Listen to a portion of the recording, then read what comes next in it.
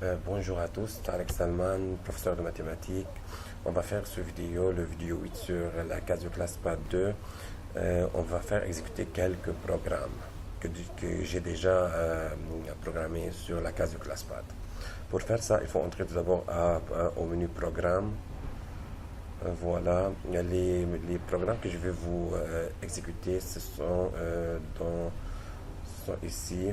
Je vais commencer par le premier programme, somme SA. Il retourne le nème terme et la somme d'une suite arithmétique. Alors, somme SA, pour exécuter un programme, c'est comme ça. N, il demande le nombre de termes. Supposons qu'on a 34 termes.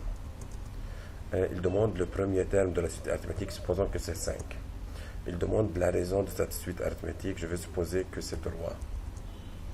Le nème terme est 107, la somme de la suite arithmétique est 1904.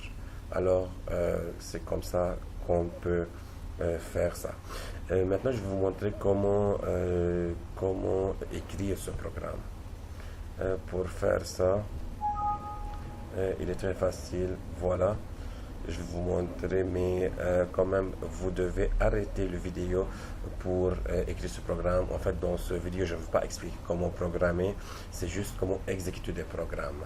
Alors, vous pouvez arrêter la vidéo à chaque moment si vous voulez l'algorithme de n'importe quel de ces 4 programmes. Ok, maintenant je vais passer au deuxième programme, somme SG. Le programme somme SG retourne la somme d'une suite géométrique maintenant. Pour faire ça, je vais venir ici, exécuter le nombre de termes. Je vais supposer que c'est 23 par exemple. Le premier terme c'est 2. La raison de cette suite c'est 3, la raison de la suite géométrique. Il donne la somme de la suite géométrique, bien sûr que c'est un grand nombre dans notre cas. Ok, encore une fois. Si vous voulez voir l'algorithme, voilà l'algorithme, vous pouvez arrêter la vidéo pour écrire l'algorithme. Ok, maintenant je vais passer à autre chose, NC. NC, c'est un programme qui peut retourner qui peut faire une liste de toutes les combinaisons si on entre une certaine valeur de n. Ok, pour faire ça, NC, par exemple, je vais choisir 8. Il faut entrer le paramètre dans ce programme. Ok, les valeurs de NCR, NC8, ça veut dire 1, 8, voilà. Ça, c'est toutes les valeurs c'est-à-dire 8C1, 8C2, 8C3 jusqu'à 8C8. Ok, on peut choisir autre chose, par exemple 12, et voilà. Ça donne les valeurs de 12CR.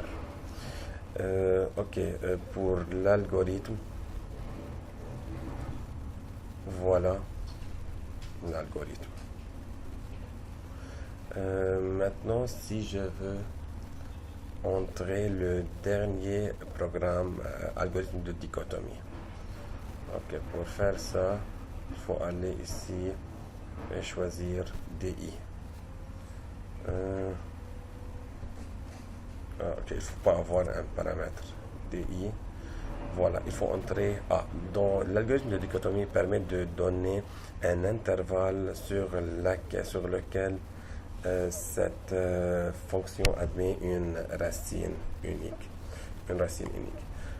Ok, pour faire ça, je vais choisir tout d'abord A, c'est 4, B, c'est 5 par exemple, E, la précision c'est 0,01.